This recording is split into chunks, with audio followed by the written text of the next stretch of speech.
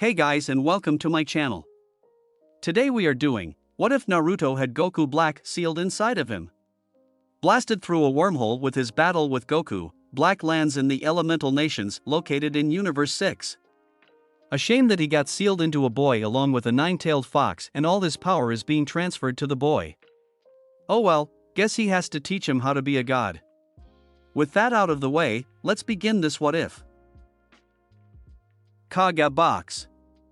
Hiruzen narrowed his eyes as he saw Menma develop a tailless cloak. That boy is using the Nine Tails chakra. Inoki pointed out. I hope he has control over it or else things will get messy. As do I, Inoki. The Hokage agreed. I hope his senseis were able to teach him how to control it. He looked over to where Jiraiya and Tsunade were and saw them look away from him. Very interesting. Came the voice of the Kazekage. The other two Kages looked at him with narrowed eyes. Arena. You tried hard, but as you say, it is your destiny to lose. Menma disappeared from Niji's view. Next thing he knew was he was hunched over and flew backwards as blood flew from his mouth. He never hit the floor as he was kicked upwards.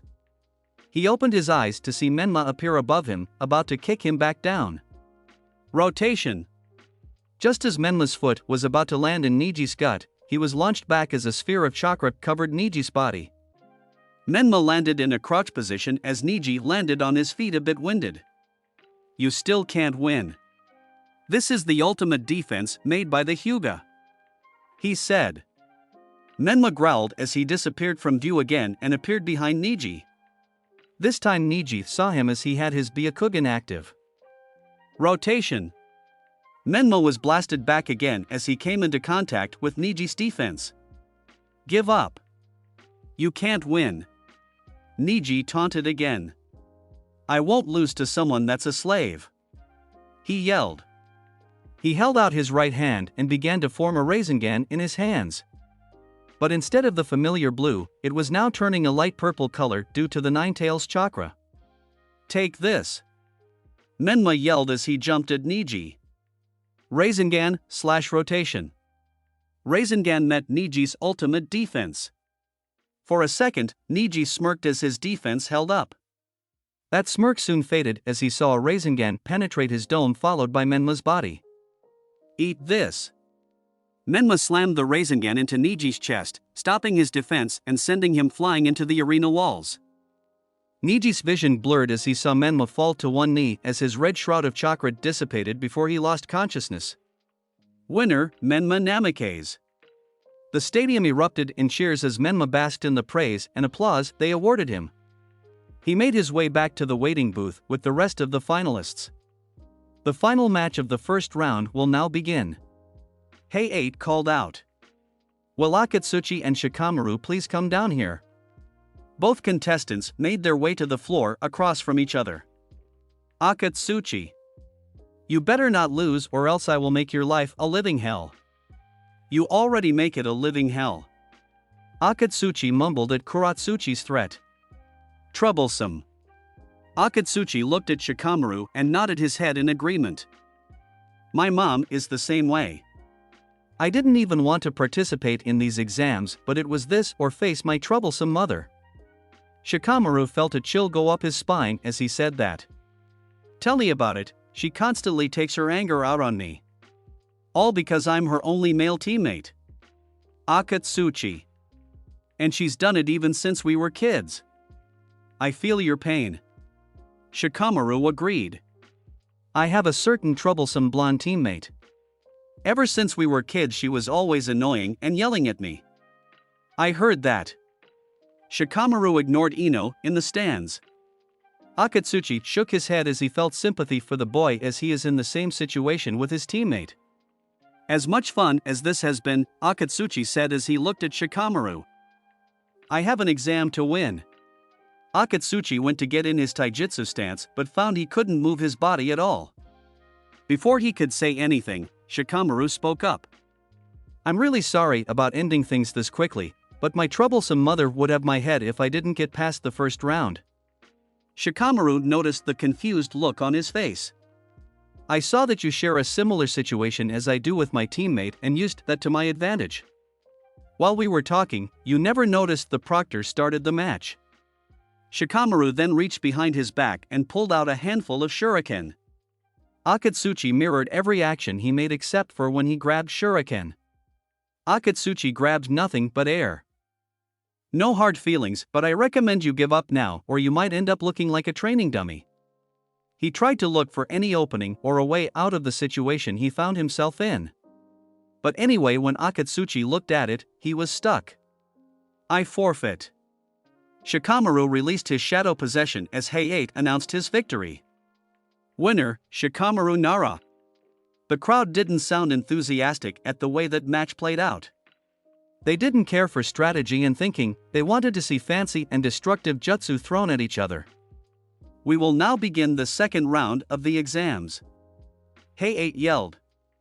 Will Menma Namikaze and Naruto Black Uzumaki come down here? The civilians started laughing at Naruto's name as they didn't know he had changed it. Those who were friends with Naruto narrowed their eyes. Even after all this time, they still make fun of the son of their hero.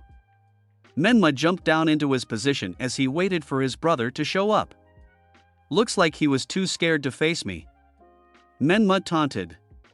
I guess he finally realized that I was just too good for him. Kaga box. Looks like Naruto is a no-show. The Tsuchikage turned to look at the other two Kages with him. I hate to say it, but it seems he must share the same fate as the Uchiha and be disqualified. I agree. Spoke the Kazekage. After all, we must not show favoritism, he said as he clenched his fists.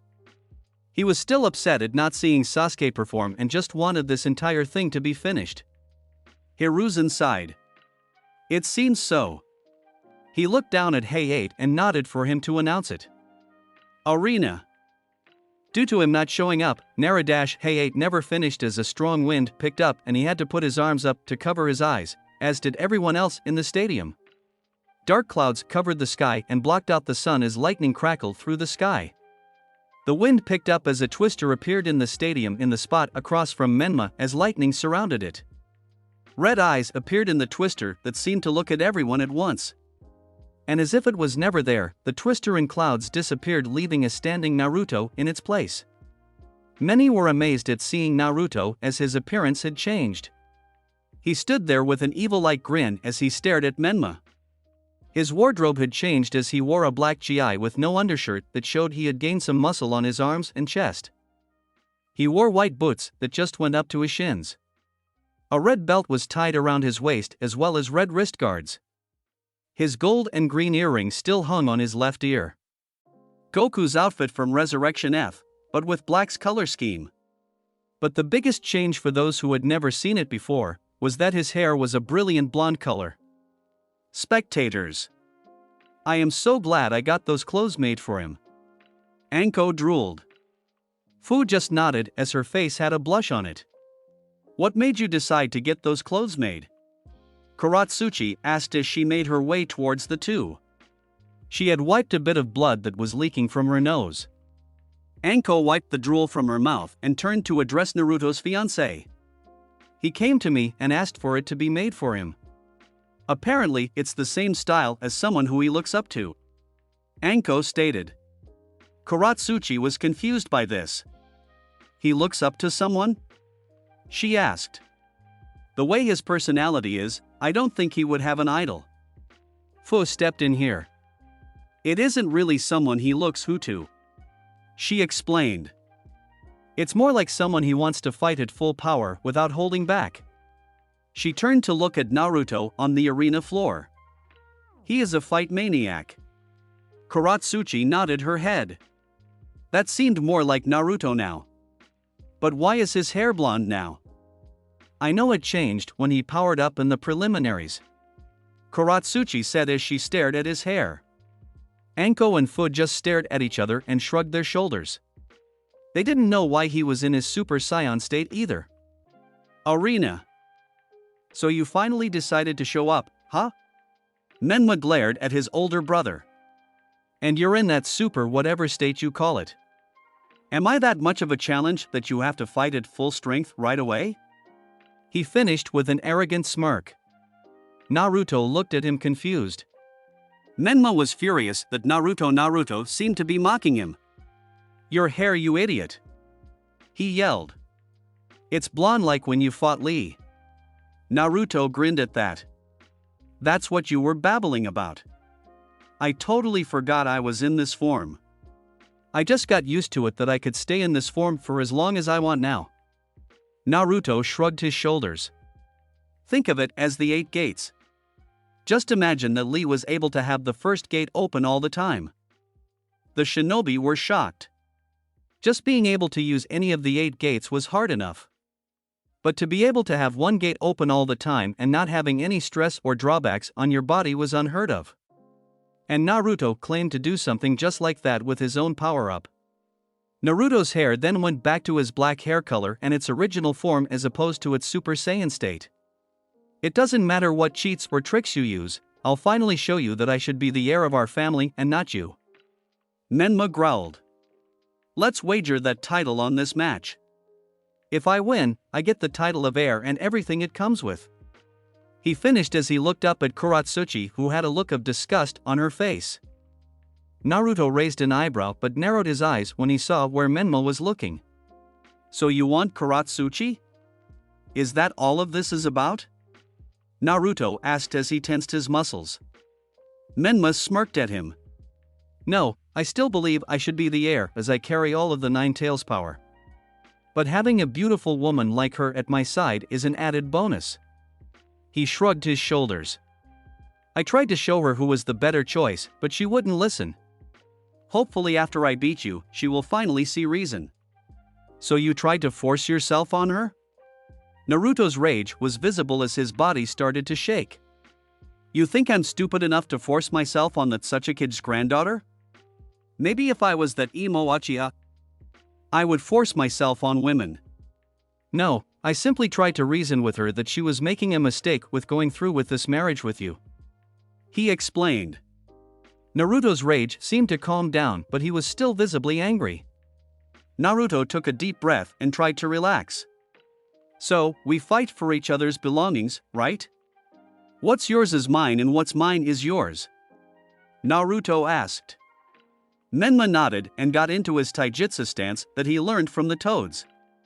Naruto got in the position of the all-too-familiar turtle hermit stance. "Begin!" Height yelled as he jumped out of the way as Menma immediately launched towards Naruto. Menma tried with all his might to strike Naruto, but just like at the graduation exam, Naruto was able to avoid his attacks with ease, not letting Menma land one hit. This continued for some time before Naruto got bored and threw a punch into Menma's stomach. Menma's body froze as he felt Naruto's fist bury into his abdomen before he was thrown back. He landed on his hands and knees as he spit out blood. Menma stood up on shaky feet, showing just how strong that punch had been. "What happened to all that talk earlier? Where is your confidence?" Naruto taunted. "You want to be the heir to our family but can't take a hit like that? You're pathetic." Menma saw nothing but red. How dare he make fun of him and call him pathetic? "You're the one who's pathetic. That is why Jiraiya and Tsunade left you instead of me. They saw I was the superior child." Menma's whiskers became darker while his fangs grew. "I'm the one who should be the heir. I'm the beloved son of the 4th Hokage." His eyes slitted as a red shroud of chakra began to surround his body. "I deserve to be heir. Not you. I'm the child of prophecy, not you." 2 tails sprouted behind Menma as he got down on all fours. Naruto inwardly smirked. He had taunted Menma in order to draw out the 9 tails cloak. "That's why you don't deserve to be the heir." Menma growled at Naruto's response. "You are the beloved son of the 4th. However, you aren't the beloved son of Kushina Uzumaki and Minato Namikaze. Our parents didn't care for silly titles or if they were better than anyone else. Family was above all else." Naruto glared at where Jiraiya and Tsunade were sitting. But it seems the people they trusted as family were nothing but scum. "Look at what they did to you. Fill your head with a superiority complex. You would make our parents sick. Menma snapped at that last line and vanished from his spot in a burst of speed. It had momentarily caught Naruto by surprise before he turned around and blocked a strike from Menma. He did feel his skin burn slightly due to the Nine Tails chakra cloak. Menma followed up with his initial strike with a leg kick, which was also blocked but actually sent Naruto skidding a few feet. This is better. You are actually making me move, Naruto exclaimed. Though you are still weak, as I didn't feel anything from your attacks. Menma let out a mighty roar that shook the stadium as a third tail grew behind him and his animalistic features became more dominant. Menma disappeared again and appeared in front of Naruto and started swiping at him with his claws. Naruto wasn't able to dodge every swipe, so he actually had to redirect his strikes due to his increased speed. With each attack that Menma missed, he became more infuriated and increased his assault. Naruto, for his part, was grinning the entire time. Menma hadn't touched him once and he could see the shock of everyone's faces in the crowd. The civilians, as they were reminded of the night of the Nine Tails attack due to Menma's cloak. And the shinobi present, as they knew how strong a Jinchuriki was when using their tailed beast's chakra. But what he enjoyed most was seeing Jiraiya's and Tsunade's faces as they witnessed Menma in his three-tailed state. That told him all he needed to know. That Menma didn't actually have any control over the Nine Tails chakra past the second tail. Naruto turned his attention back to his brother. It seemed as if that was all Menma could achieve at this point. So Naruto decided to give a bit of a boost, so to speak. Menma was caught off guard as Naruto suddenly punched him in the jaw. He had no time to retaliate as he was kneed in the stomach. Naruto then grabbed him by the throat and threw him against the trees around the outedge of the arena. Menma's body remained to be seen as the trees collapsed on his body. The crowd went silent as they just witnessed Naruto seemingly take down a Jinchuriki using his tailed cloak. Before anyone could react to what they just saw, the trees covering Menma's body exploded. Naruto smirked as he saw Menma standing there, hunched over, looking him in the eyes. Naruto saw that he was gone now. He was no longer in control of his own body, the Nine Tails chakra was now in control over his body. Menma's skin started to peel as his cloak started to gain another tail. The Yambu in the stadium tensed and got ready to jump in to restrain Menma, but the Hokage all sent them a look to stand down. Kage box. Hiruzen looked at his fellow Kage sitting beside him. To think that your Jinchuriki was this unstable. That Tsuchikage stated. Did he not go with the two remaining since his birth?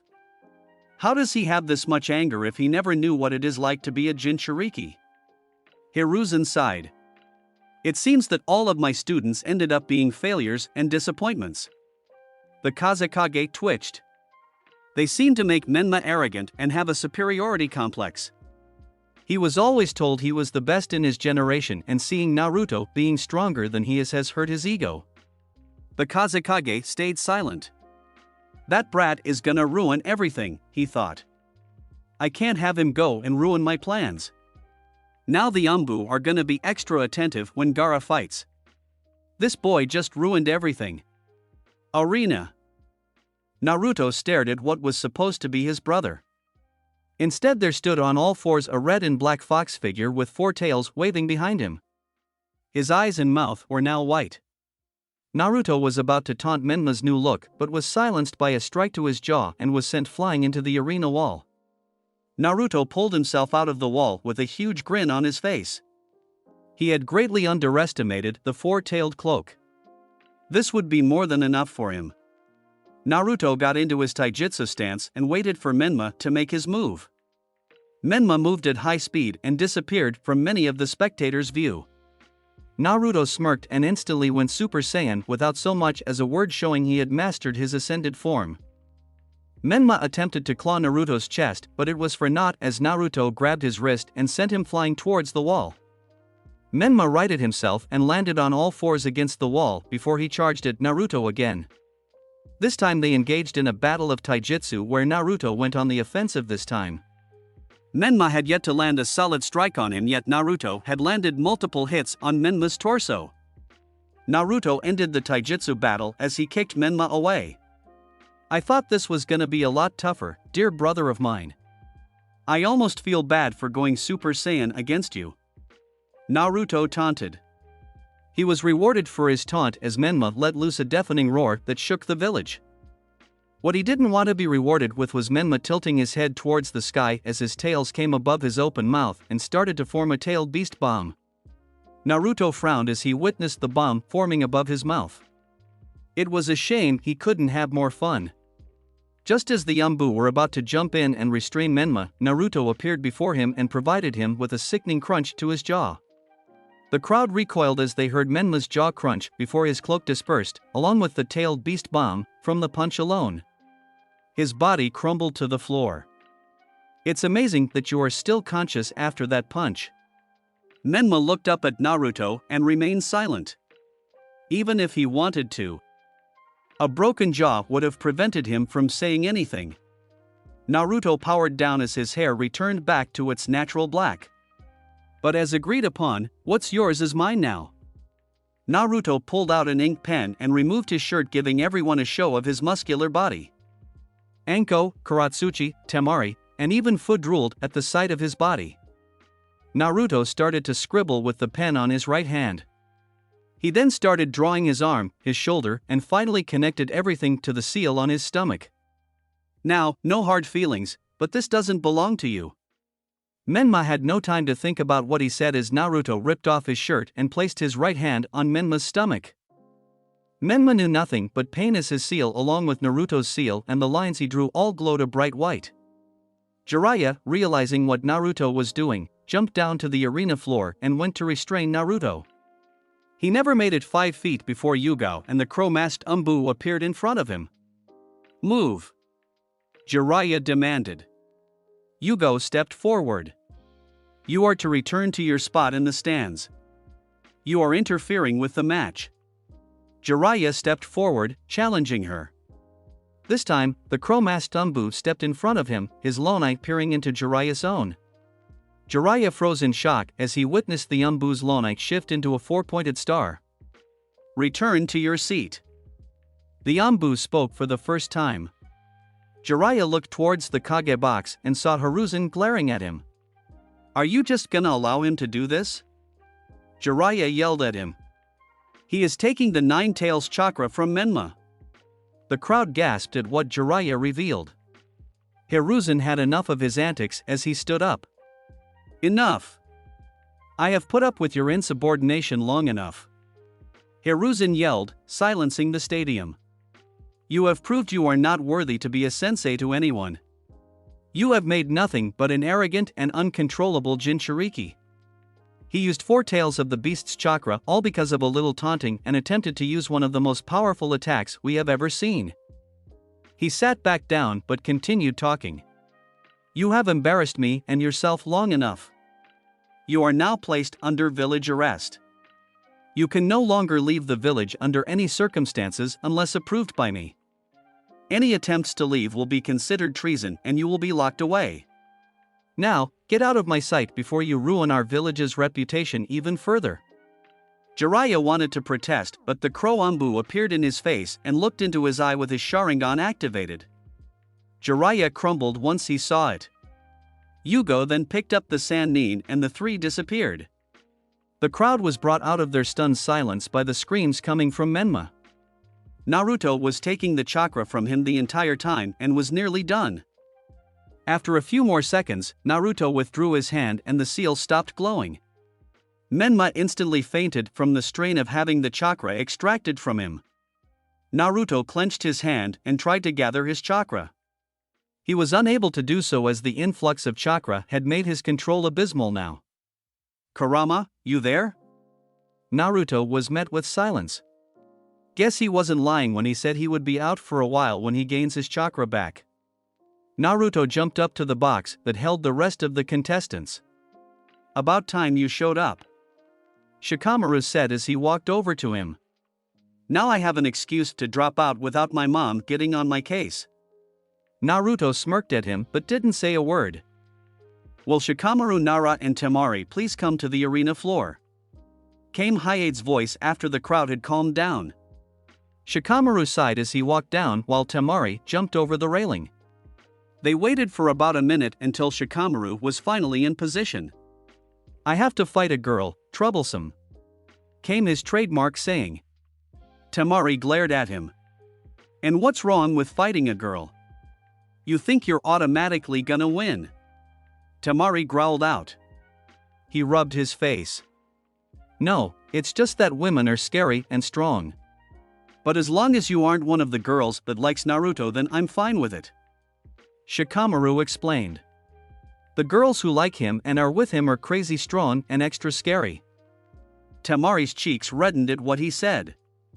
Shikamaru, seeing this, knew he was in trouble. He quickly turned towards the proctor. "Proctor, I4-he froze."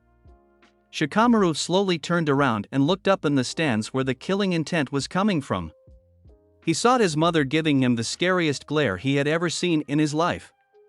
He knew that if he dropped out now, he would die. His mother would end his life. He slowly turned back towards Hay-8. "Never mind. Let's just get this started." Hay-8 grinned at the young Nara. It was as they always say, mothers are scary. "Begin." Shikamaru jumped back in order to avoid a barrage of shuriken thrown at him. He had no time to recuperate as blades of wind were launched right after. He saw Temari had pulled her fan out already and unleashed a barrage of wind jutsu at him. "Give me a break, will you?" Shikamaru said with a strain in his voice as he had to avoid another wind scythe jutsu. "TCH. As if. I have someone I want to impress. And since he already has 2 girls and a fiancé already, that means I have a chance. I won't squander this chance," she exclaimed as she stepped up her attack. "Plus, I know how smart you are. It's a given for the Nara clan to be highly intelligent. No way will I give you a chance to plan something." Shikamaru narrowed his eyes at that. Seems as if she knew about his clan, which put him in a tight spot. "Ah!" he yelled as he was so lost in thought that a wind scythe was able to cut his left arm. Temari took this opportunity to charge Shikamaru and strike him with her fan.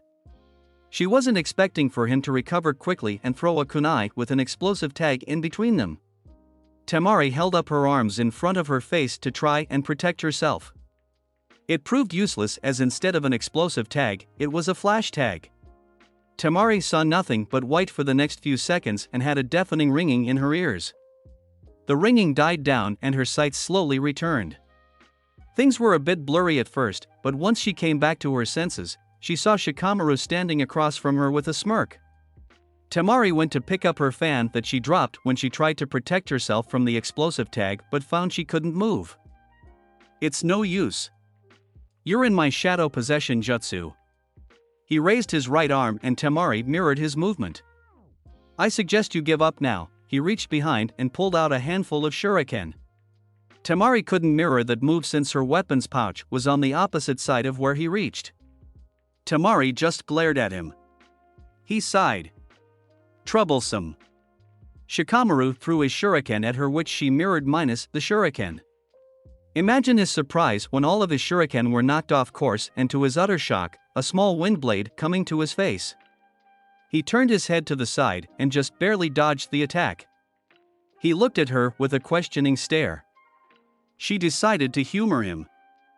"I know that your technique allows you to have full control of a victim's movements. However, you can't control our chakra flow and how we release it. Given I'm the best wind user in my village, I don't need hand signs to produce certain jutsu."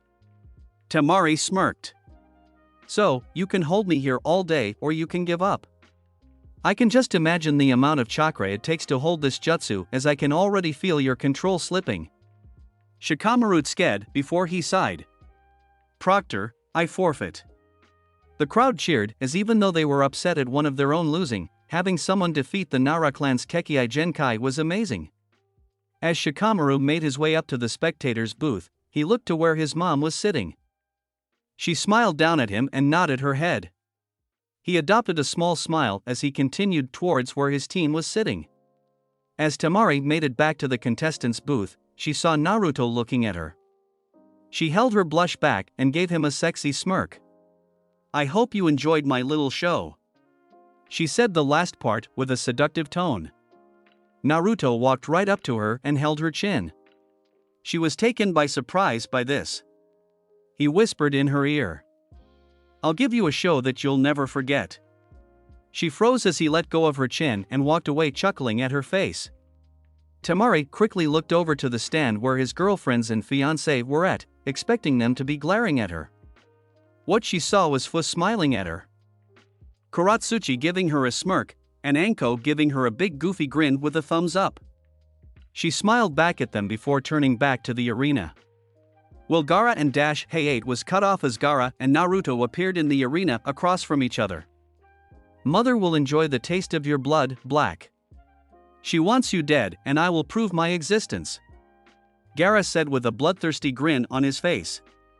Well, the feelings are mutual.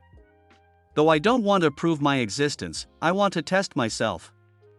Gaara never got to question what he meant as Naruto took off from his spot and attempted to kick his head. Naruto ended up kicking sand as a barrier blocked his kick. He then launched a barrage of punches and kicks, but each was met with a barrier of sand that prevented him from landing a hit on the redhead.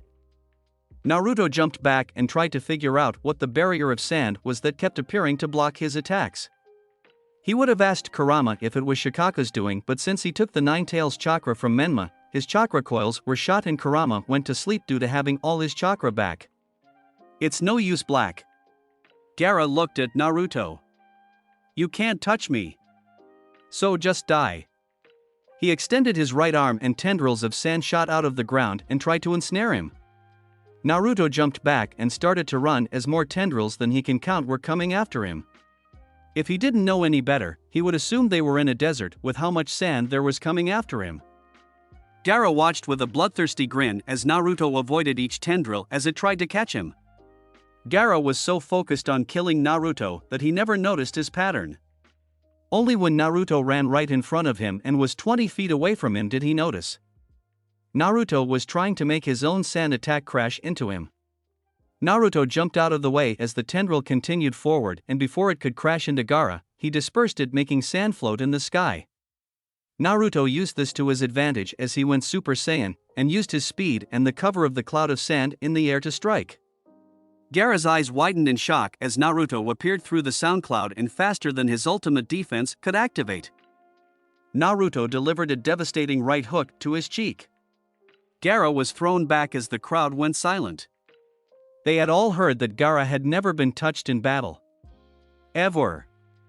When Gaara landed on the floor, a dome of sand quickly surrounded his prone form. Naruto studied the dome with curiosity. He threw a few kunai at it and saw they just bounced off. It acts like that android's energy barrier, yet made of sand. Naruto said to himself. Maybe I can recreate that for myself? He shook his head. He would think about that later. He walked up to the dome and was about to touch it when he jumped back as spikes jutted out from it. A defense and offense. Interesting. Naruto looked at the dome once more but sighed. No use waiting. Time to get things started. He brought his index and middle finger to his forehead and disappeared from the arena's view. Gaara was in the middle of standing up in his dome after realizing he had been hit for the first time in his life. What he wasn't expecting was for Naruto to appear in his impenetrable defense. No hard feelings, alright? Naruto pulled a kunai out and quickly went to plunge it into Gaara's neck. His world went black. The crowd was wondering where Naruto had gone. The next thing they knew was the dome that contained Gaara exploded as a giant figure erupted in the arena. I'm free! Then an explosion in the Kage box went off, obscuring it in smoke. Mass panic erupted. The invasion had begun. Chapter 6, The Beginning of the End. I'm free! Naruto stared up at the giant form of Shikaku. His body had crushed part of the stadium as his body was too big to fit on the arena floor. His tail was swishing outside the stadium as it destroyed some trees in the area. He had dark blue vein-like lines running across his body. As Naruto looked around the arena, he saw Sand and Sound Shinobi jumping over the stadium walls and began fighting Konoha Ninja inside the stadium. If the explosions in the distance were anything to go by, it sounded as if they had also blown open a hole in the wall as well. Kurama? Naruto waited for a response but got none in return. He's still busy assimilating his chakra. Naruto scanned the arena with his eyes and witnessed the giant red barrier surrounding the Kage booth. He narrowed his eyes as he felt the vile chakra and caught the scent of snakes coming from inside. Only one person could feel this evil and smell of snakes. Orochimaru. He whispered. Time to squash all you like the bugs you are. Ha ha ha. Naruto turned back around as he heard the giant sand tanuki yelling. Weird how a tailed beast slipped his mind. Oi! Shikaku! Shut up and let's take this fight out of the village! Hollered Naruto as he stared up at the beast. Shikaku stopped his crazed ranting in favor of looking at the tiny human yelling at him. This small monkey was yelling and commanding him? The mighty sand spirit Shikaku? Who do you think you are to command me, puny human? Shikaku shouted back. I am the mighty Shikaku. I will end your miserable existence, for even you're worse than Kurama. I swear, the egos you tailed beasts have is immeasurable.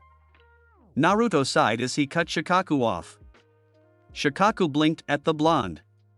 Did this tiny human think he could interrupt his speech? Him. The mighty sand spirit. He's lived for thousands of years. The nerve of this human to speak to him this way. And how are you going to stop me? I can just lay waste to this entire arena now and you can do nothing to stop me. Shikaku informed Naruto. Naruto smirked as he went Super Saiyan as he clenched his hands. Shikaku merely raised an eyebrow at the sudden change Naruto had undergone. Before the sand tanuki could speak, Naruto vanished from his sight. Where did you go, you little rat? Shikaku voiced his frustration as he looked across the arena floor. I'm over here. Shikaku turned his head behind him to see Naruto behind him outside the stadium. He was also holding his tail. This is how I plan on stopping you. Naruto blared up into Shikaku's eyes. He tightened his grip on his tail. Ah! Naruto yelled as his muscles started to throb until they enlarged at least twice their original size. His yellow shroud started to get more erratic as his hair turned to a pale yellow. Time to see if grade 2 is worth all the training. He gripped the sand beast's tail and started trying to pull him away from the stadium. I won't let you destroy the village. Naruto grunted in exertion as Shikaku's feet started sliding against his will. My house is there and Anko would kill me if her tea sets are destroyed. Shikaku grunted in annoyance as he felt his body being forcibly moved against his will. Shikaku struggled against the Scion's newfound strength. You brat! Let go of me this instant. The mighty Tanuki grunted in frustration as he started to pull back against Naruto. Despite Naruto's best efforts, Shikaku was able to take a step forward against the Saiyan. You can't stop me. I will have fun. Naruto scowled as Shikaku started to drag him back into the stadium. This is bad. He is stronger than I thought. Naruto gritted his teeth as he dug his feet into the ground to try and prevent the One-Tails from dragging him further. Damn it! I have to stop him. You overgrown raccoon! Stop fighting me and accept your beatdown!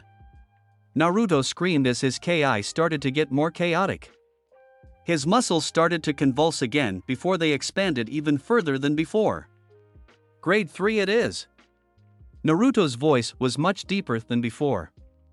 Take this, you overgrown sandcastle. To Shikaku's horror, he was being dragged quite easily now. He nearly squeaked when he was lifted in the air and was thrown away from the stadium into the surrounding forest. You fucking brat! The ground shook as the mighty beast crashed to the ground. Grade 3. It's powerful, but I feel so slow. Naruto looked at his hands before he let his transformation drop to standard Super Saiyan. He looked out in the forest to see Shikaku getting back on his feet. Time to deal with the One-Tails. Naruto flew off to the forest to confront the crazed, and now very pissed off, Shikaku. Kage booth. The moment that Gaara released control to his tailed beast, the Kage booth erupted in smoke as a barrier formed around them. To think I not only get to kill my old sensei, but I also get to take out the old man Owanoki as well. Orochimaru laughed to himself as he stared at Hiruzen and Owanoki stood opposite from him. Oh, how I have waited for this day. Can't say I'm surprised by all this, Orochimaru. You always were a rotten egg. Hiruzen retorted with a smirk that only widened when he saw the snake scowl. Indeed, Hiruzen. To think your old student would be so bold to launch an invasion on his home village. Owanoki couldn't keep the mirth out of his voice as he spoke again. Too bad the snake doesn't realize we knew about his little invasion all along. Both Kages took satisfaction in the snarl Orochimaru let out. To see someone who believed themselves to be the greatest gift to all be so angry was a sight to see. Yes, thanks to your little informant, Kabuto, we were able to extract the information about your plans and have even informed those who we knew would listen back in Suna. Hiruzen informed. Even now, as we are stuck here, your alliance with Suna has ended as they are dispatching your sound nin. Orochimaru fumed with anger. All his planning and months of preparations are all gone. And his right-hand man is now dead. With great strength, he calmed down and let out a sigh. How unfortunate it seems. But, despite all this, at least I will be able to kill you too at least. Orochimaru slammed his hand on the ground and 3 coffins emerged. Let's see how you old fossils deal with the previous dash, you fucking brat. All 3 occupants on the roof stared in astonishment as they saw the sand spirit go flying through the air. A yellow streak soon followed after the tailed beast. Hiruzen, did Naruto just? Yes, he did. That fucking brat. He is just a thorn in my side. Orochimaru glared at the Kage across from him. After I kill you too, I will go after that blonde bastard. The 3 coffins opened and out walked their occupants. Hiruzen, is that you? Ha ha. You lil monkey. Or should I say old monkey now? And is that you? You fence sitter? Hiruzen could not help but smile sadly as he watched as the first and second Hokage emerged from their coffins. Where am I? Owanoki? In the Leaf Village? Hiruzen looked at the 3rd occupant on the roof. I, the 3rd Raikage. Hiruzen stated. To think you would even rob other villages for your twisted experiments. Stadium seats. I didn't think that Gaki would let go of his beast like that. Anko ducked under a kick from a sound ninja before plunging a kunai in their knee. She then followed it up with a kunai to his neck. How are you holding up, Fu? Said Jinchuriki was currently taking on 2 sound nin. She grabbed the outstretched arm of one and snapped it. She then summoned her wings and flew upwards to avoid a strike from behind. She then lodged 2 kunai in their collarbones. Things could be easier. Fu finally spoke. Can't believe Naruto just threw Shikaku away like that. It was just so hot. Fu blushed at Anko's proclamation. His training must have made him even stronger and have even more stamina. She finished with a perverted giggle. Their conversation was cut short as their danger sense went off and they jumped towards one another, so they were back to back. 6 shinobi surrounded them. They saw 3 ninjas from Sound and Sand. They recognized the 3 Sannin as Gaara's siblings and sensei. Anko growled at them. Sand traitors. Betraying your allied village for some traitor. She spat out at Baki. She brandished a kunai in each hand as Fu took a fighting stance with her wings fluttering lightly ready for takeoff. I am sorry for doing this to our alliance. Anko spit at the man's words. No matter what happens, please keep in mind, I didn't want any of this to happen. Temari, Kankuro, do it. Anko and Fu tensed waiting for them to attack. But it never came. Instead, they heard 3 thumps. They saw the 3 sound shinobi lying on the ground, no indication they were breathing still. Ha! Fu voiced both of their confusion at what just transpired. Your Hokage had sent a message to the council in Suna.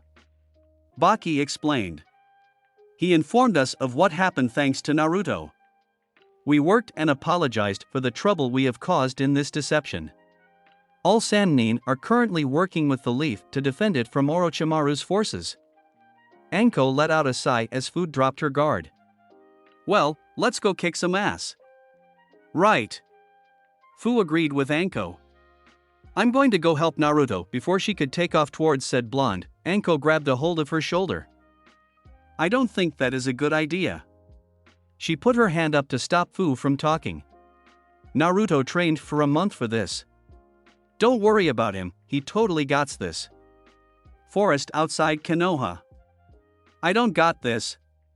Naruto was currently in base Super Saiyan form under Shikaku's foot, holding it back from squishing him to a blood splatter. How did he get in this predicament?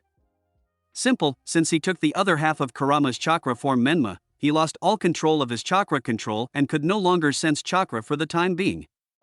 Thus, he was unable to sense a sand pillar sneak up on him and trap him before Shikaku went to step on him. Die you fucking brat! Bow before my might! Shikaku struggled to force his foot onto the blonde brat. You overgrown sandcastle! I won't be squashed like a bug. Naruto struggled to hold the giant foot. I can't believe I have to use this form against you. But I have no choice. Ah! Naruto's energy started to increase and his shroud started to get more intense.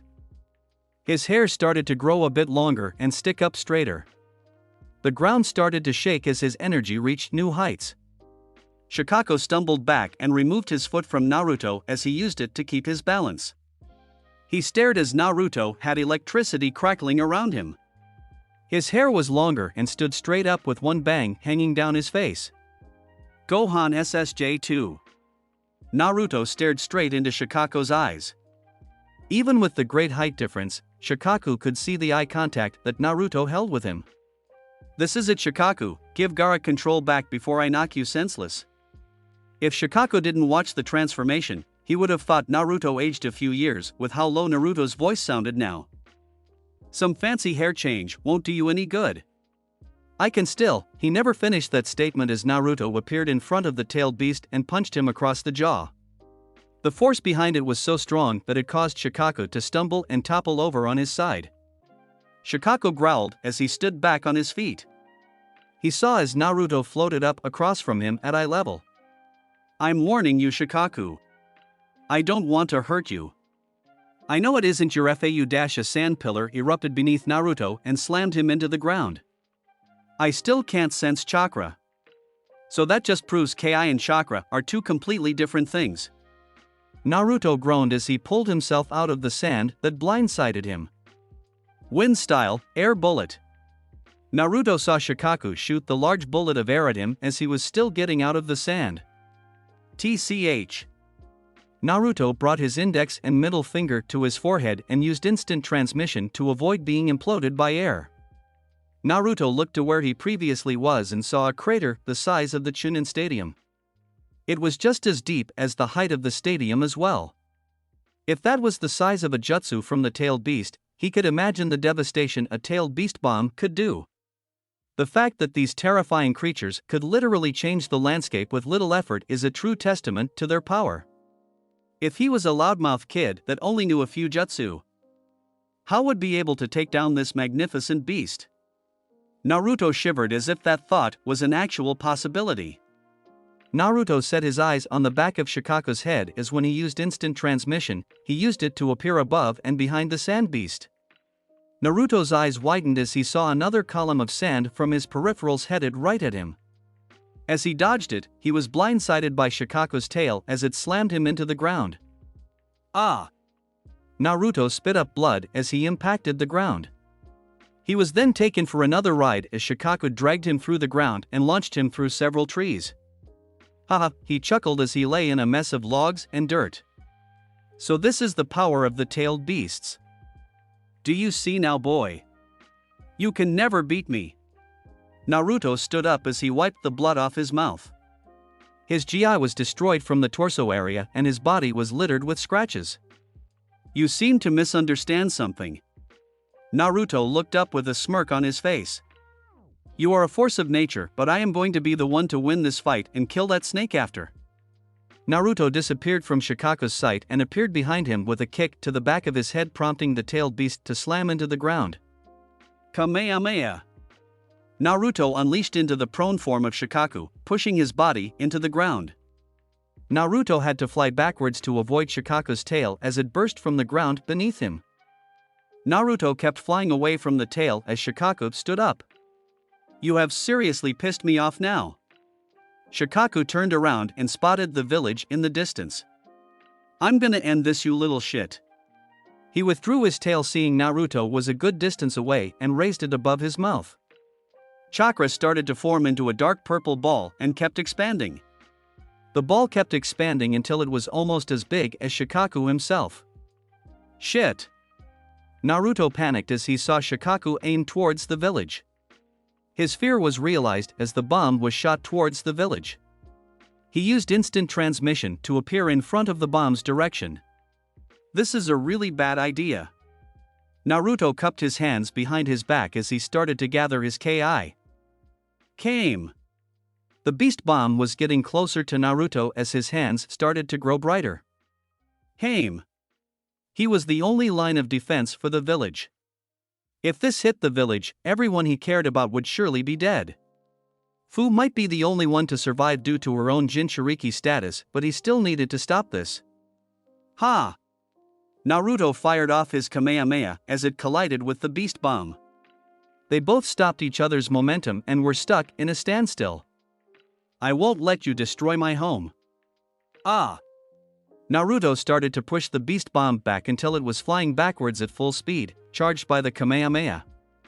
Shuklaku just stared in absolute shock as his own jutsu was launched back at him.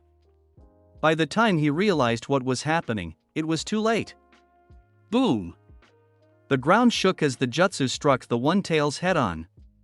The people in the village froze as they saw the explosion and felt the earthquake it caused. Naruto flew down to the ground outside of the smoldering crater that was created from the explosion. He was panting from the energy he just used to blow back one of the most powerful attacks known to the shinobi world. I don't ever want to do that again. Naruto narrowed his eyes as he saw the smoke clearing out in the crater. He tensed his body for a fight only to let out a relieved sigh. Down in the crater was the prone form of Gaara. Naruto jumped down into the crater and landed next to the unconscious redhead. He then hoisted him up on his shoulder, making sure not to damage the boy. It must be nice, Gaara, to finally get some needed rest. With that, Naruto used instant transmission to get back to the village. Kaga box. Damn it! Jiraiya slammed his fist against the barrier that trapped his sensei and the Tsuchikage. He couldn't see a thing with all the wood and leaves that were born from the first Hokage. So far, he had been unable to penetrate the barrier that Orochimaru's lackeys had erected. Any type of jutsu or sealing formula they put against it, it was just absorbed. He couldn't even put a seal to stop the chakra flow since that just got absorbed as well. Just behind him were several Umbu waiting for their moment to get in the barrier as well. At the front of them was Yugao and the crow-masked Umbu. With the Sand Village knowing about how Orochimaru blindsided them, the help they had during the invasion made control much easier. They had very minimal casualties on their side, while all of the Sound Nin were either killed or captured. Everyone tensed as they saw someone appear in front of them before they relaxed when they saw it was Naruto. Naruto looked at the Umbu before he saw one step forward and motioned towards Gaara. Naruto nodded before he handed the boy to the Umbu before he flickered away, most likely to make sure Gaara won't be able to wake up and release Shikaku again for the time being. What's with the barrier and hasn't it been broken yet? The young Saiyan questioned Jiraiya. Jiraiya glared at the boy but didn't say anything rash considering the situation. This barrier absorbs chakra. Any form of chakra gets absorbed into itself. He explained. His fist tightening as he could do nothing while his sensei was in there with that traitorous bastard. Naruto calmly walked up to the barrier and threw a Ki blast at the barrier. The barrier warped and seemed to try and absorb the blast before it was reflected and flew into the stands, destroying a section of seats in the process. The only way to destroy it is to stop the casters, right? At Jiraiya's nod, Naruto smirked. He raised his fingers to his forehead and disappeared from the present people. Inside the barrier. Alright, you old fossils, time to let me dash. Naruto's mouth shut as he bore witness to what had happened in the barrier. The Tsuchikage was sitting on the ground, holding his right arm as it dangled next to him. Most likely broken. Standing across from Oanoki was I, the third Raikage. Naruto could see from the lines running across his body and the look in his eyes that he was alive from the reanimation jutsu. He saw the mess of trees and water that littered the area, but he couldn't see Hashirama or Tobirama around anywhere. But what made him freeze was the prone form of Hiruzen, his grandfather in all but blood, laying on his back. A serene smile on his face. Heh, very funny old man. You can get up now, Naruto said as he hung his head low so no one could see his eyes. Your joke isn't funny anymore. Get up, Oanoki frowned as he saw tears hit the ground. For a boy this strong to lose someone so close to them. It was rare outside of wartime. Kukuku, it seems summoning the Shinigami was too much for the supposed professor. Orochimaru stepped over a fallen tree as he finally made his presence known. He hid like the snake he was once he saw his sensei summon the Shinigami to seal the first and second Hokage. Naruto didn't acknowledge his presence as he clenched his fists and started drawing blood. Pathetic. To think one of the most powerful shinobi to exist would give his life away for this stain of a village. Orochimaru taunted. Such a disgraceful sight. Shut up! Naruto yelled as his voice gained a demonic edge to it. His ki started flaring as his shroud started to get erratic. You don't know anything, you slimy bastard. The ground around Naruto started to crack. He was my grandfather, he taught me so much. Lightning started to crackle around him as he instantly went to Super Saiyan 2. I'm so. The ground shook with the rage that Naruto was letting loose. Cracks and rumble started to form around Naruto as rocks and other loose objects started to levitate. Orochimaru and Oanoki had to channel chakra in order to keep from sliding back from the raw power Naruto was releasing. This brat is more annoying than I thought. The snake thought. He sent a mental command to I to kill the blonde. In an instant, the third Raikage was in front of the blonde with his hand outstretched ready to pierce him in the heart. I froze as Naruto's hand grabbed his wrist inches away from his chest. Red wisps of chakra started to form around the Saiyan. Before an explosion of chakra burst from him and enveloped his entire form. Naruto's head snapped up and stared deep into Orochimaru's eyes. Instead of the usual green eye color associated with Saiyans, his eyes were a mismatched color of green and red. I'll fucking kill you. Orochimaru actually felt fear for the first time in his life. Naruto looked at I as he still had him in his grip. He let an evil-like smile form as he started to form a familiar yellow ki blast in his hand. But then it started to rotate as blue swirls of chakra encased the yellow energy. Naruto smirked as he was able to use chakra with ki for some reason. He wasn't gonna let this opportunity pass. In just seconds, a Rasengan with a yellow glowing center was formed. Orochimaru blinked and the Rasengan was thrust into I's face. Boom! The explosion was so intense that the sound for that were holding the barrier were blown away and allowed the Anbu and Jiraiya to swarm the Kage booth. When Orochimaru opened his eyes, he was surrounded by Anbu all around. He witnessed Jiraiya slap a ceiling tag on the legs of I, as that was all there was to the Raikage. Give it up, Orochimaru. This is the end. Jiraiya stood up and stared at his old teammate. Oh, save it, Jiraiya. I'm not, he's mine. Both Sannin looked to see Naruto walking towards them. His yellow hair contrasts with the yellow-orange aura shroud surrounding him. The largest shocker was the two orange chakra tails flowing behind him. Naruto Jiraiya never finished as he felt a gust of wind pass him. Orochimaru wasn't so fortunate as he was on the receiving end of a Rasengan courtesy of Naruto. He let out a silent scream before he was launched in the air in the middle of the stadium. He was looking up at the sky as Naruto appeared above him in the sky. I would normally love to make you suffer, but for what you did, rot in hell asshole. Naruto's hands glowed as he charged up his attack. Ka Naruto boy, just because Black says he hates mortals, does not mean you must be the same. A master teaches his student what he knows, but it is up to the student to decide what he will do with those teachings. You are your own person and you should do what you want to, not what others tell you. Hey old man, look. I caught a fish.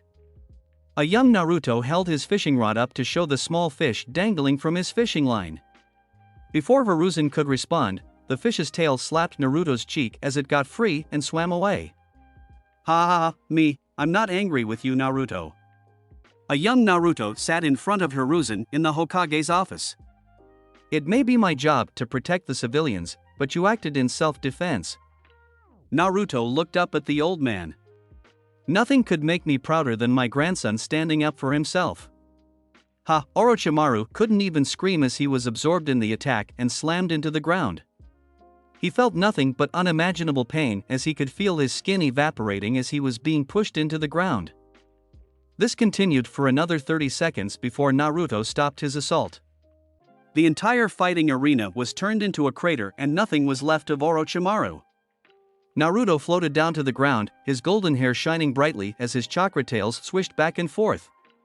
The stands and roof of the arena were flooded with ninja, both from the leaf and sand as they had witnessed the devastation caused by Naruto.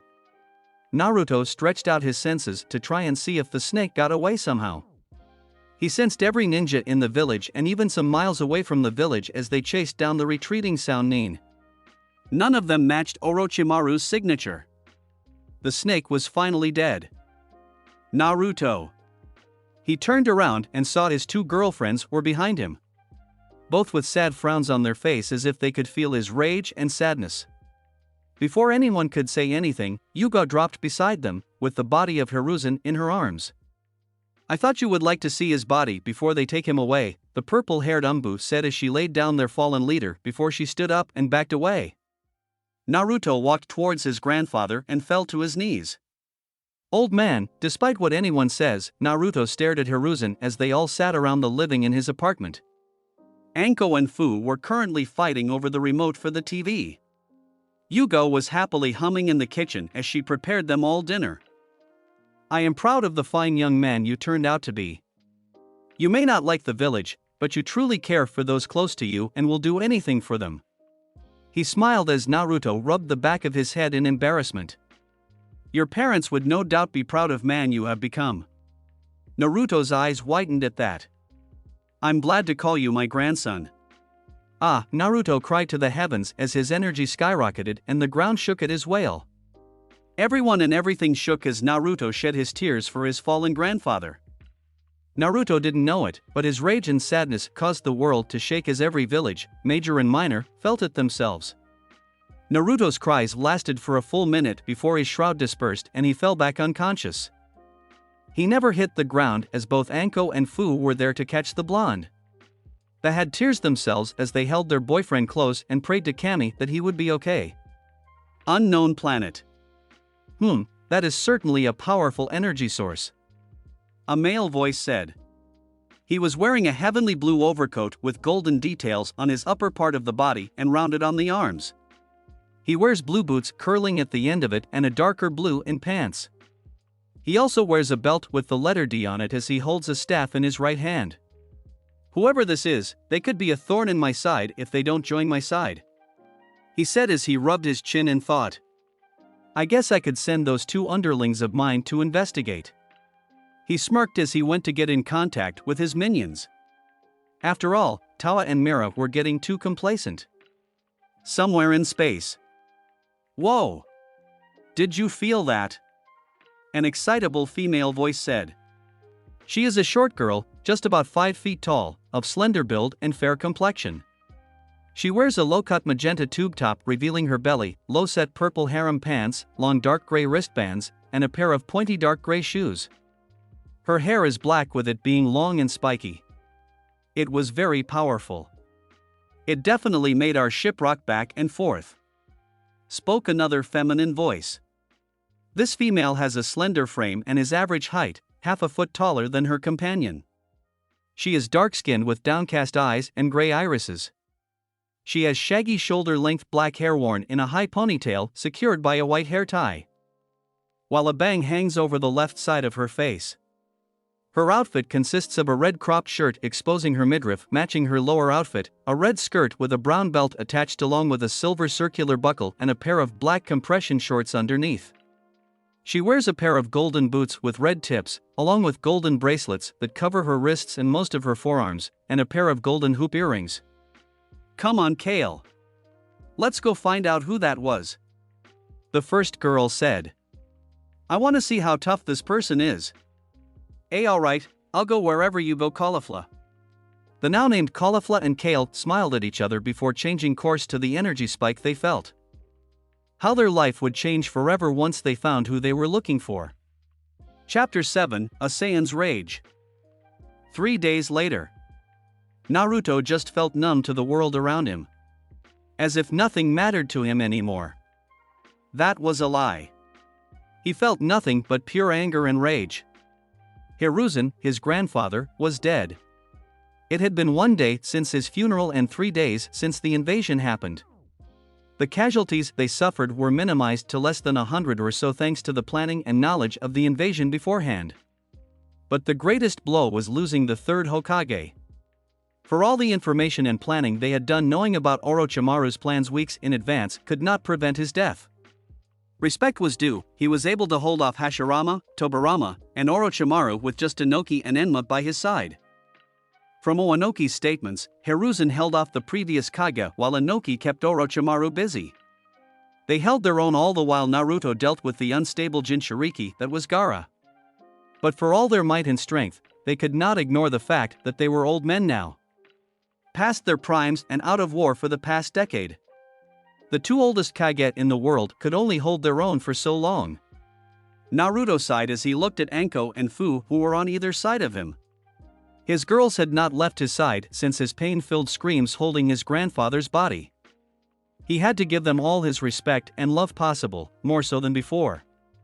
If it wasn't for them, he wasn't sure if he would still be sane after Hiruzen's passing. He could feel his mind slipping and wanting to go into a murder spree. The loss was too much and it brought out his primal scion instincts, but his emotions felt stronger. He wasn't sure why that was, but he thought that it had something to do with him being half Saiyan and human. From what Black had told him, Saiyans were a primitive species before the discovered space travel, and even then they were still fueled by anger and the need to conquer planets. Naruto shook his head to clear his mind of these thoughts. He already had to deal with his anger and didn't need to be confused as to why his anger felt so overwhelming. He slowly removed his arms out of his lover's grips and slid out of bed. They squirmed to find him again and eventually found each other and ended up cuddling in their sleep. He placed a kiss on their foreheads and let a small smile grace his face as they smiled in their sleep. He went to his closet and put on a pair of casual clothes. Instead of his new GI that Anko and Fu had got him, he put on a dark gray shirt with the red Uzumaki spiral on the back. He has a pair of Umbu-style pants, but instead of the skin-tight style they usually wore, these were a bit more loose, meant for a more casual setting. He slipped on a pair of shinobi sandals and put his headband around his neck loosely. He ran his hands through his hair and quietly slipped out of the apartment, leaving his girlfriends to rest. Village. Naruto shoved his hands in his pockets as he looked at the ground with a scowl on his face. Maybe taking a walk through the village was a bad idea. It only fueled his anger more as the villagers looked at him. Instead of the usual looks of disdain that he received, besides the few who changed their views when his heritage was revealed, they were now looking at him with looks of awe and gratitude. It made him sick how fast these sheep were to change their views and opinions. They went from ignoring and hating his very existence to viewing him as some savior after 1 day. He noticed some IWA and Suna shinobi wandering the streets still and gave him nods of acknowledgement. He could accept those as they had no bias against him to start with. He did question why they were still in the village after the invasion that happened, considering they were foreign shinobi. Though maybe they were still here to help with the village, to help strengthen the relationships between the villages. After a few more minutes of walking, he couldn't take the stares of the villagers anymore lest he let his anger consume him and commit mass genocide of his village. He jumped to the rooftops where he met with the last person he wanted to meet at the moment. "What do you want, Uchiha?" Naruto growled out. The sight of the Avenger just spiking his anger. "HN. I heard you took out Gaara and killed Orochimaru." Naruto just stared at the raven-haired teen. Sasuke continued anyway. "I want to fight you. If Kakashi didn't make me late to the exams and those Sannin showed up, I would have beaten Gaara in the exams." Naruto raised an eyebrow at that. So Kakashi held up Sasuke, but the invasion had started by that time it seems. It would make sense considering the man's tardiness and therefore the lack of Sasuke being seen in the village when the invasion started. It would seem that they encountered the invasion making their way to the village and ended up fighting before anyone else did. In case you did not know the protocol, all available ninja are to help secure the village after an attack in rotations. No challenging others to useless fights. Naruto lectured him. "Now, continue on your patrol, Uchiha. I have been given time off until summoned again." Sasuke went to talk again but was interrupted as a squad of 5 Umbu landed between him and Naruto. Naruto recognized 2 of the Umbu members as Cat and Crow. He saw the other 3 members had the masks of a tiger, rabbit, and boar. "Sasuke Uchiha, you are to report to the western gate for patrol," Rabbit said in a feminine voice. Boar stepped forward and placed his hand on Sasuke's shoulder. No sooner did he do that, the 3 of them disappeared in a shunshin. Naruto turned his attention to Cat, who called out to him. "We are to escort you to the Hokage Tower."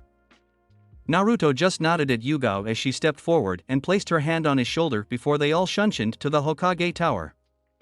Hokage Tower. Naruto reappeared in the Hokage Tower with the 3 Umbu who had brought him here. He took a moment to look around the room and saw everyone who was there. He saw both Jiraiya and Tsunade standing on the left side of the Hokage's desk along with the elders, Hamura and Koharu on the opposite side. He also saw Shikaku Nara leaning against the wall with his arms folded across his chest. He had his head down looking towards the floor with his eyes closed, giving a look of concentration. Or knowing their lazy clan, he's probably asleep. He then noticed a small dribble of drool escaping the corner of his mouth. Definitely asleep. So if the Jiraiya and Tsunade, the elders, and Shikaku. Who is the Jonin commander? Naruto thought to himself as he looked around the room. He saw the 3 Umbu who brought him walk over to stand in front of the desk. So if they are all here, why did they bring me? And where is Danzo? Considering he was one of the elders and was one of the commanders during the war from what the old man told me. Kat coughed to clear her throat to get everyone's attention in the room. Once the group settled down and Shikaku wiped the drool on his face, Kat decided to speak up. "We have assembled this meeting to discuss information that was left by Hiruzen for the Umbu and deal with a longtime trader of the village." Kat finished as she removed her mask. "Considering the importance of this meeting and everyone here is familiar with my identity, I will continue this meeting as Yugo instead of my Umbu codename." "What is the meaning of this?" Koharu shouted as Hamura nodded with her outburst. "And why is the Jinchuriki here?" A matter such as this does not concern that. She was cut off as Crow appeared before her with a kunai to her neck. "Crow, enough." Crow retracted his kunai and stood back next to Tiger. "The reason why Naruto was here," she said, stressing his name, "is that this information has information on Uzushiogakure. So, considering he is part Uzumaki and not in the hospital like the Menma is, he has every right to be here." Naruto raised an eyebrow at this. He knew Menma was still in the hospital. Having extracted Kurama's chakra without killing him had put him in a coma due to the stress of having a vast amount of chakra being removed. He should be waking up in a few days' time as good as he was before. Besides having corrosive chakra flowing through his network, but he would still have massive reserves without losing control like before. But what made him think was what Yugo said. He was in this meeting because he was an Uzumaki. This must have dealt with clan matters or his mother one way or another. He was brought out of his thoughts as the door to the office opened and Danzo walked in flanked by 3 Umbu behind him. Naruto narrowed his eyes as he witnessed the old warhawk walk in. He thought the Umbu behind him was part of his secret root operation, but he furrowed his brow in confusion when he saw one of the Umbu silently put a sealing tag on the door. That sealing tag is a silencing seal, but what is that other piece on it? Naruto thought. A locking seal? Why would they need to lock the room along with a silencing seal? Unless Naruto had an inkling as to why the tag was placed there. It seemed secrets were going to be revealed, and they wanted to prevent the secrets from leaking or people escaping the room. What is the meaning of this? The voice of Danzo invaded his ears. Naruto focused on the group and watched the proceedings. Yugo ignored his shout and stepped forward to address him once he stood in the middle of the room. This meeting was sanctioned by Umbu in the absence of a Hokage at the moment. Yugo started. As per law, in the absence of a Hokage, the Umbu may call a meeting while calling important leaders of the village, including the Hokage's advisors. She looked at Hamura and Koharu, the Jonin commander. Shikaku gave her a lazy wave, and those who the meeting involves. She turned and looked at both Jiraiya and Tsunade and then looked at Naruto then Danzo. Well, what is the meaning of this meeting then? Danzo yelled as he slammed his cane on the ground. I do not have time to play these fool. Tiger slammed his hands on the ground and Naruto widened his eyes in surprise as wood tendrils sprouted from the ground and wrapped themselves along his legs and arms. Which Naruto found weird as Danzo didn't so much as wince when his damaged arm was grabbed. Danzo Shimura, Yugo's voice was firm and demanded respect. You are under arrest for multiple counts of kidnapping, treason, and working with foreign nations to bring the downfall of multiple villages. The silence that followed could be described as loud. You could hear everyone breathing deeply as they processed what Yugo had just claimed. They would even go as far to say they could hear everyone's heart pounding against their chests. And what proof do you have to accuse me of such claims? Danzo was barely restraining his anger in his voice. He was clenching his fists so tight, the non-bandaged one was turning a deathly pale. Yugo turned away from the Warhawk and walked to the Hokage's desk and placed a fairly large scroll, one that looked like Tenten's storage scroll for her weapons, that was leaning against it on top of the desk. She unfurled the large scroll and placed her on the parchment with the kanji that read storage. Yugo channeled chakra into the seal and within seconds, a poof was heard and dozens of smaller scrolls were scattered across the desk. In these scrolls is every single atrocity that you have caused. The Umbu captain turned around to stare Danzo in his one visible eye. I was issued one last mission before the Chunin exams took place. Lord Hiruzen had planned for me to complete this mission after the finals of the exams. Whether he lived through them or not. Despite everything that happened, Jiraiya and Tsunade couldn't help but look solemn when their sensei was brought up. Naruto was looking down with his hair covering his eyes and fist clenched. I gathered all of our available Umbu that were not on patrol last night and proceeded with this mission. We raided your base of operations, Danzo. Danzo's anger was visible on his face now. He was sending a death glare at the purple-haired woman. We butchered every one of your disbanded root Umbu. Those who were still young and not mentally broken were placed in Umbu headquarters and are being watched as we speak. As for Sai, he has been detained and will be looked at after this meeting in removing the seal you placed on him. We then went through all your records, mission, and political dealings. Multiple kidnappings from hidden villages, including our own. Including clan children, the Yamenka, Aburame, Kurama, and so on. The next evidence we found was your dealing with Orochimaru. All eyes narrowed at the mention of the snake's name. Naruto started to draw blood as he clenched his fists tighter. You supplied him with children so he can perform his inhumane experiments. In exchange, he was to find a way to fuse foreign DNA with your own. You did not record what DNA was used, but that does not matter. You also had your root Umbu hide during the invasion, in chances of letting the village be desperate enough with the damage so you can become Hokage. They could all feel the killer intent that Naruto was leaking. There was an overwhelming presence that he was leaking from his position in the room. We also have documents of your alliance with Hanzo the Salamander. You helped aid him in killing his own shinobi and gave him access to your own root forces to accomplish this goal. Yugao continued to explain. This led to countless deaths and a civil war which, according to your notes, Hanzo has been killed and you were waiting for a perfect opportunity to invade Rain Village and kidnap any Kekii Genkai users and add them to your root forces. Yugo paused and let everything sink in and allowed the others to process the information that was just revealed. Shikaku looked appalled by what he heard. He knew being a ninja was not a pretty job, but this man had orchestrated some heinous acts. He was gonna need a long nap after this meeting was over. The elders, while friends and supporting Danzo through the years, did not know of the lengths that the Warhawk had gone through to ensure their village remained the strongest. While he was their friend and teammate, they could not forgive him for how far he had fallen. Tsunade just glared at Danzo for the unnecessary death and destruction he caused. As a medic nin, she couldn't help but feel sorry for all those who were killed and injured by this fossil. Jiraiya, on the other hand, was livid. The 3 orphans he had trained during the Second War, Yahiko, Konan, and Nagato. He had high hopes for all of them and that they agreed and wanted to fulfill his dream. He had drowned in his vices when he had heard they died during some type of battle in the village when the Third War was starting to happen.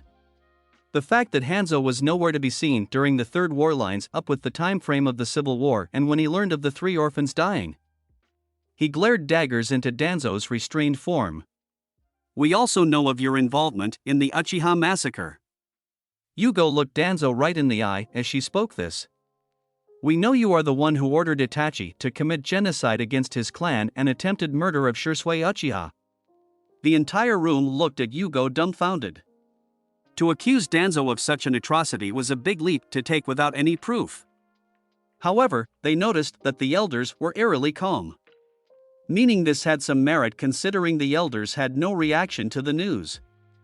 What proof do you have? I have done no such thing. Danzo screamed as he tried to break his restraints. He soon found that the wooden tendrils holding him still were siphoning off his chakra. One of the things people often overlooked about the first Hokage's would release was that he could restrain the tailed beasts with his Kekii Genkai. But if he was able to suppress tailed beasts' chakra, why wouldn't he be able to do the same to people and restrain their chakra much like the Uzumaki's chains? Crow! Yugao commanded. The Anbu with the crow mask nodded and stepped forward. All eyes followed the crow-masked Anbu as he stepped forward and faced all the occupants in the room. He reached up and gripped his mask and removed it. How are you still alive? Itachi was said to have killed you. Danzo yelled in rage as he looked at the unmasked Anbu. If he was still alive, then everything he worked for is in ruins. No chance for him to escape from this now. Shisui Uchiha?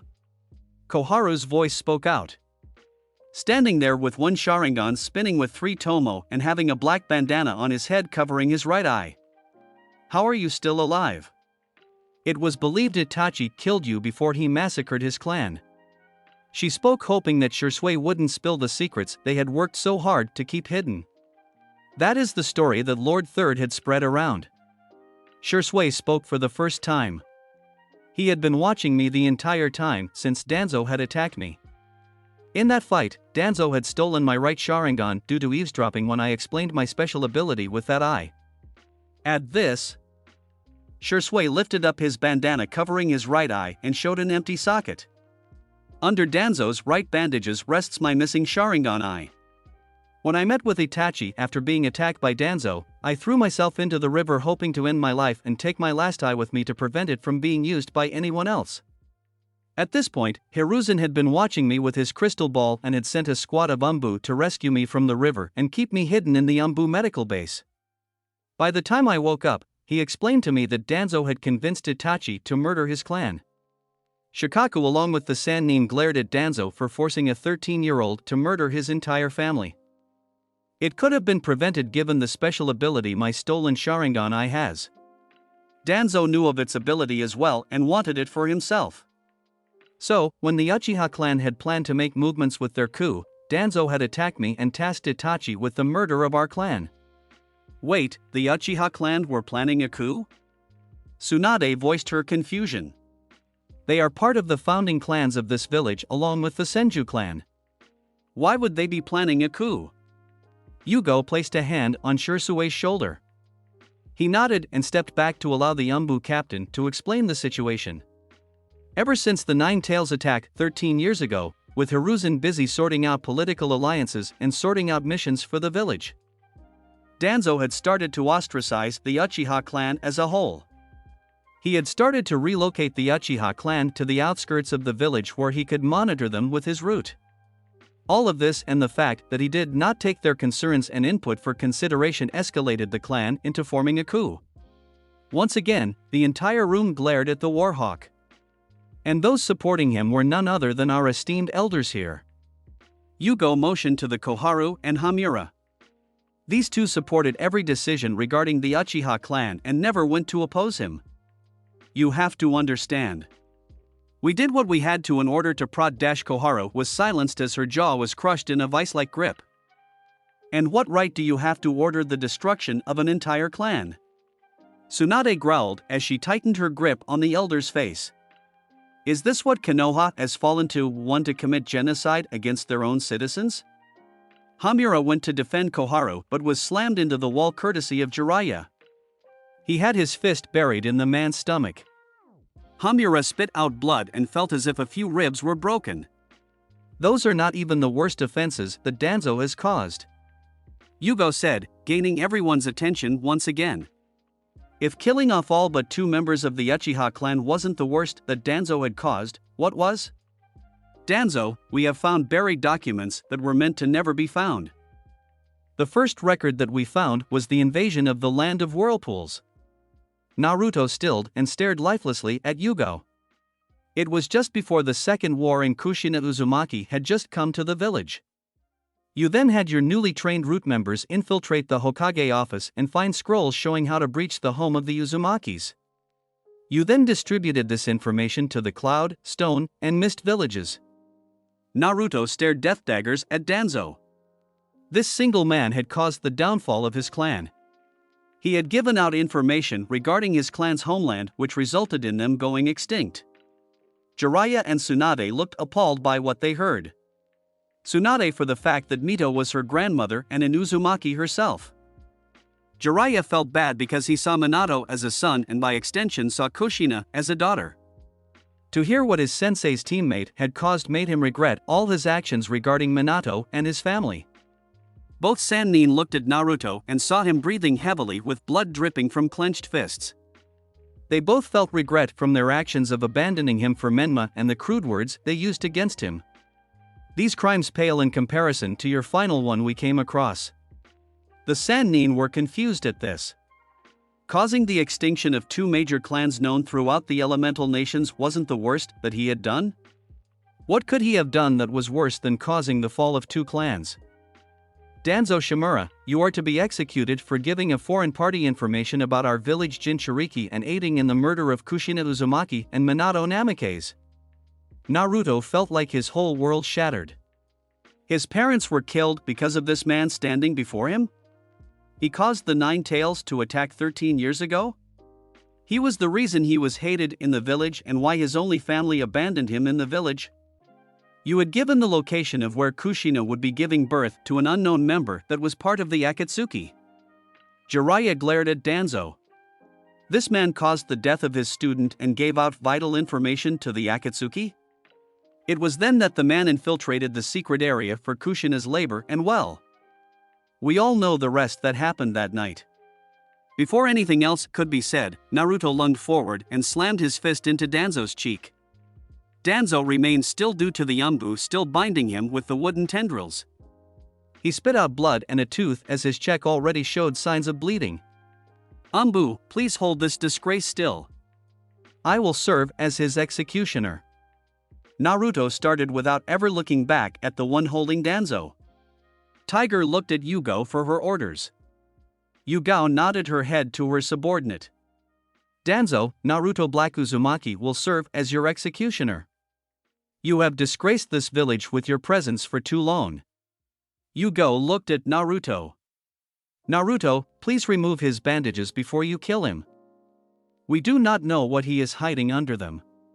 Naruto didn't show he heard what she said but still removed the bandages covering his right eye. Staring right back at him was the missing Sharingan of Shisui Uchiha. Naruto reached forward and ripped the eye out of Danzo's head. Arf! Naruto ignored the man's screams as he tossed the eye back towards Shisui. Naruto grabbed Danzo's arm bandages and started to rip them off. The more he tore them, the more everyone's anger increased. With every inch that was revealed, a new Sharingan eye was revealed inside of a grotesque white arm. Naruto ripped part of Danzo's robe covering his right shoulder to reveal a face that looked similar to Hashirama's on his shoulder. "Is that?" Tsunade asked with disbelief in her voice. She clenched her fist and looked at Naruto. "Naruto, despite everything that we have done to you and said, please make sure he suffers." Naruto grinned like a madman at this point. He blocked out everyone from this point on. This man was so far gone, there was no saving the Warhawk. Naruto would end his miserable life. Make sure he felt every inch of pain he deserved. Naruto gripped the face on the man's shoulder and ripped the arm off with pure strength. Danzo did not bleed, but he still felt the pain of his arm being removed. Naruto tossed the arm behind him, uncaring of where it landed. He then bit each one of his fingers, drawing blood from them. He ripped the top of Danzo's robe off, leaving his torso bare. Naruto grinned as he saw a sealing matrix across his chest. "To think you would have some sort of suicide seal on you. I'm not surprised, honestly." Naruto stuck his bloody fingers and started drawing a sealing matrix over Danzo's. "Instead of being captured and interrogated to have all your secrets revealed, you would kill yourself and seal your memories along with anyone unfortunate enough to be near when it goes off." Naruto finished his sealing array and made a single hand sign. Danzo's body glowed a bright red before the light faded. The Warhawk eyed Naruto consciously as he wondered what the boy had done. "Tiger, you may release him. I have sealed his chakra and nullified his suicide seal." Tiger withdrew his bindings at Yugao's nod. Yugao trusted Naruto's sealing methods. He was probably the best sealing master since Kushina and Minato themselves. He just never found a way to incorporate it into his fighting style yet. Before Danzo could move so much as move, Naruto sent a vicious kick to his knee. A loud snap was heard as his knee snapped backwards and he crumbled to the ground on his back. Naruto sat down on his chest and sent a left hook to his face. His eyes turned red with his pupil turned into a vertical slit. "I will make you feel all the pain that you caused others." Naruto sent another punch at Danzo's face. A crunch was heard and his nose was leaking blood now. "This is for Hiruzen." His jaw was broken and unhinged from his head. "For the Uzumaki clan." His eyes popped and swelled shut. "For my parents." A series of multiple punches rained down on the old man. All that was heard was the smacking of punches and snaps of bones breaking. The rage surrounding Naruto was shaking the building, cracking the ceiling and walls due to his emotions leaking. They could all feel his rage and hurt.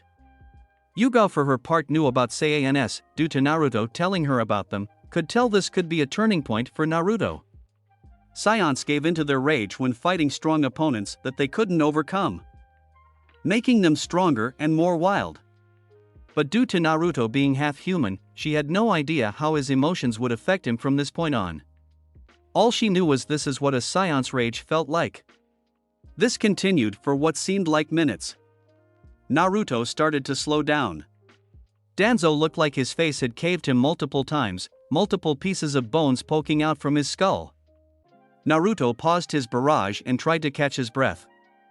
He looked down at the man who had caused him so much pain and suffering. He watched as the man's chest barely raised and fell, showing he was still alive somewhat. "Ah!" Naruto sent a punch straight down and sent his fist through Danzo's skull and straight through the ground, shattering the wood beneath them. Danzo was finally dead. Naruto stood up and walked towards the door. "Yugao, please don't disturb me. I need to clear my head." The blonde walked out before hearing an answer. Training Ground 44. Naruto used instant transmission to appear before his favorite training ground. The moment he arrived, he collapsed to his hands and knees. The pressure and realization of what he learned today weighed down on him. What was he supposed to do? His grandfather was just killed due to some warmonger's greed.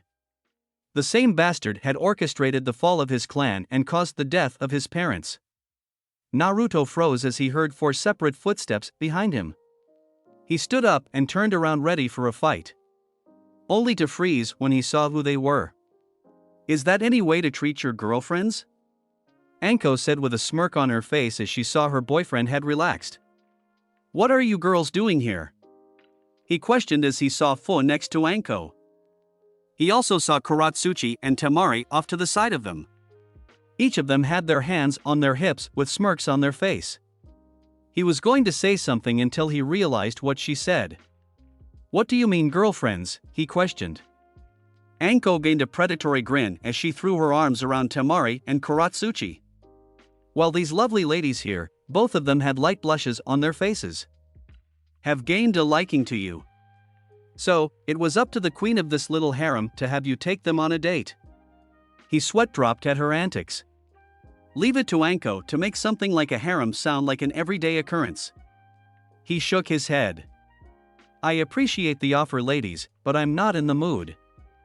I kinda wanna blow off some steam." "No, Anko, we aren't having sex," said Dango-loving girl pouted before she grinned again. "You aren't taking us on dates today." "Us? But anyways," she brushed off his question. "We saw how down you were, so instead of asking you about it since I know you don't want to talk right now." Each one of them jumped backwards and took a fighting stance. "We are here to help you gain your chakra control back and kick your ass," she exclaimed. "And then you can take us on dates throughout the week." Naruto smiled as he looked them over. Anko had kunai in each of her hands as he could see some snakes hidden in the sleeves of her trench coat. Fu was floating in the air with her wings out, an excited grin on her face. Temari had her fan placed in front of her, fully extended, showing she wasn't going to hold back. And Kuratsuchi had already sent a lava rock at him. "Wait!" Naruto dodged to the side as the rock sailed past him. He looked at her and saw the excited and somewhat challenging grin on her face. "Great, she is turning like Anko," he thought. He couldn't help the grin that spread on his face as he settled into his own fighting stance. "Well, ladies," Naruto shot them a challenging grin. "Let's have some fun, shall we?" Training Ground 44 was changed that day. That's it for this video. I hope you guys enjoyed this part. If you want more, like this video, hit that notification bell, and maybe even give a comment on your thoughts on the video. With that being said, I'll see you all in the next series.